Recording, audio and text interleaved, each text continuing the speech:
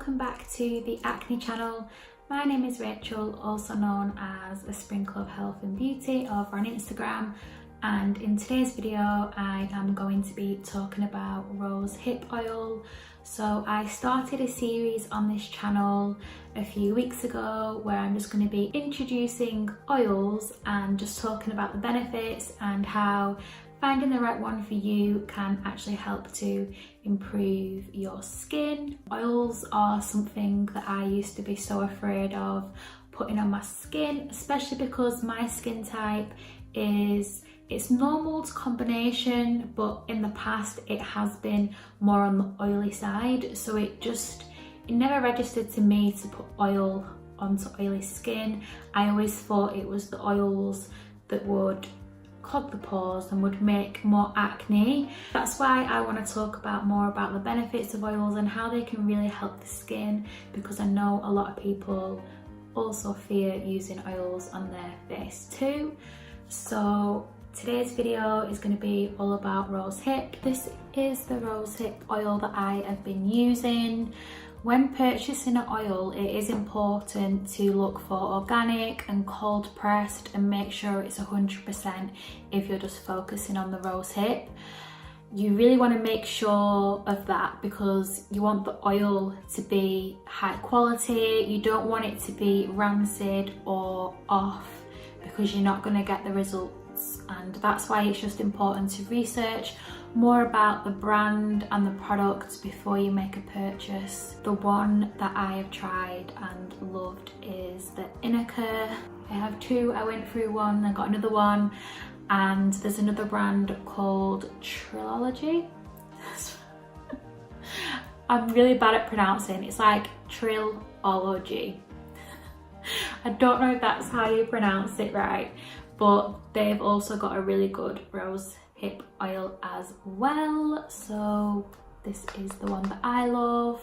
Now we're going to go on to the benefits. Okay, so the rose hip oil contains vitamin C, it also contains vitamin A, and it contains fatty acids, omega-6 and omega-3s. And I always talk about how important it is to get your healthy fats in for your diet because it really helps your skin and your hair. And it is the same reason for the fatty acids in the skincare. It's really going to help to add moisture and build up your skin. It also really helps with the elasticity of the skin. I noticed that it makes it a lot thicker, and it's going to protect the skin as well, because a lot of the time our skin can be damaged, and our skin can get damaged not just from obviously having acne and then the scarring, but you've also got the overuse of exfoliation. You've also got the harsh products, the harsh cleansers that can really strip our skin from its natural oils. And a lot of the time you might notice in your skin you might have cracks appearing. It can also happen if you're in dry climate. It can damage the skin, and then obviously you've got the pollution from outside that can also damage the skin as well.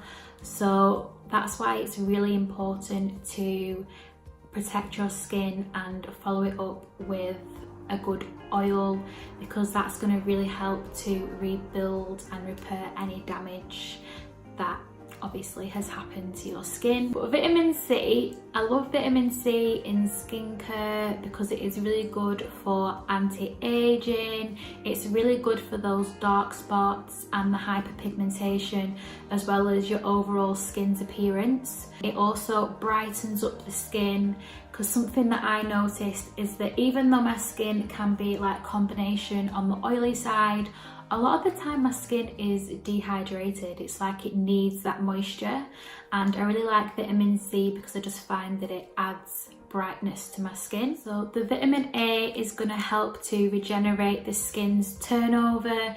It's going to promote that skin healing, which is what we need, and that is why it is good for acne scarring. I didn't find this oil as helpful when I was suffering with acne. I just found that it didn't really mix well when I had the cysts. It didn't seem to like me applying this oil. I preferred the jojoba oil for when I had acne. This one I prefer for just using for scarring. Sometimes I'll just apply it where I have the scarring on top of a moisturiser.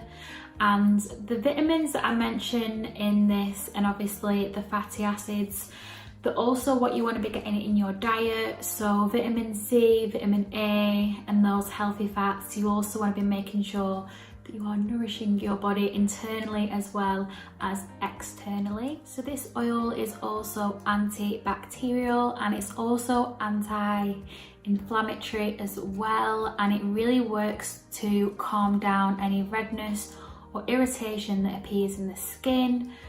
And that is why it's going to help correct that hyperpigmentation as well as your skin tone. But if you notice that your skin is inflamed or redness, this really works to just calm and just soothe the skin. So as always, I always talk about oils being really good for the skin, but I also really like them for the body and for the hair, and it is for the exact same reasons of the fatty acids. Fatty acids really help the hair to be strong, to be shiny. It helps to repair any damage. So what I like to do is, say I finish off my skincare routine and I put on some oil, I will then like to just use the remains to go through the ends of my hair. I also really like to use it into a body moisturiser or just to create my own mixture of oils to apply onto my body, because they are really helpful for dry skin patches as well as soothing any cuts or bruises, or if you have been shaving and you've cut yourself while shaving, it helps to just bring down that irritation. And it's also really good for stretch marks as well. So if you are a mummy or you are pregnant, rosehip oil has been shown to work for stretch marks as well. So I will just show you the texture of this oil. So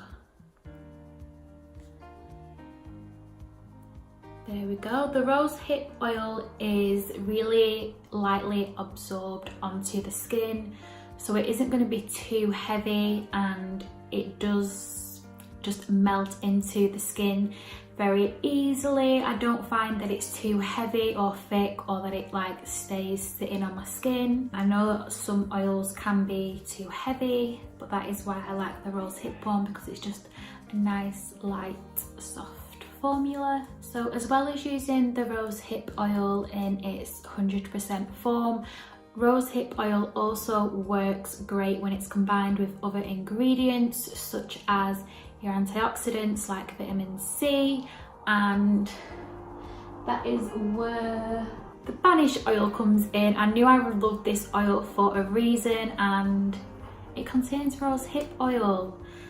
This is really good for after you have used the Banisher, and then you pat this vitamin C into the skin afterwards, and it really helps to heal those scars quickly. So this is the vitamin C, and this one obviously it contains a rosehip. It also contains aloe vera, vitamin E. It also contains witch hazel, grapefruit seed. So that is the Banish oil. Another oil that I love is by La Belle Lune, and this is an organic skin elixir.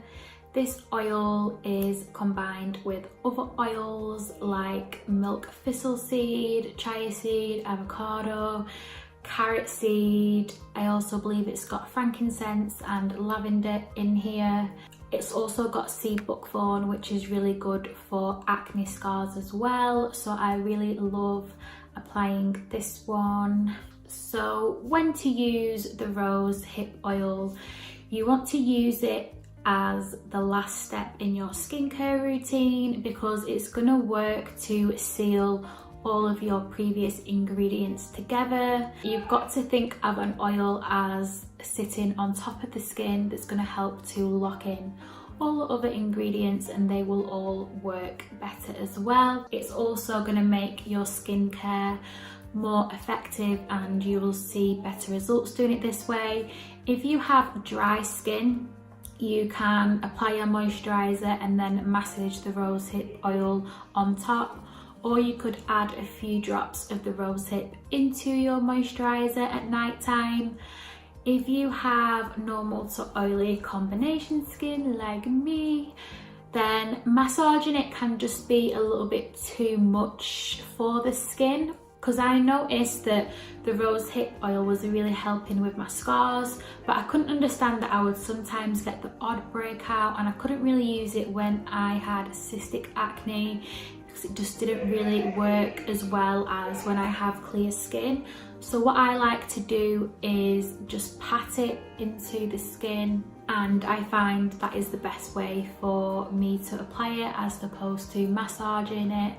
So if you have normal to combination skin and you've tried the rosehip oil, you could maybe try patting it instead of rubbing it, and that might help you see results, because I know that some of you messaged me saying that you use the rosehip oil but you suffered with breakout. So sometimes it can just be how you're using the product. It can also be the products that you've used before, and when have you used it throughout the, like in your skincare routine, what is the step that you have used it. So I really hope that you found this video helpful, and if you have any favourite oils, please leave them below in the comment box. And I would love to know if rosehip oil has worked for you. It's definitely one of my little skincare favourites and go-tos for healing up those acne scars. So I hope you have a nice day, and I will see you again next time.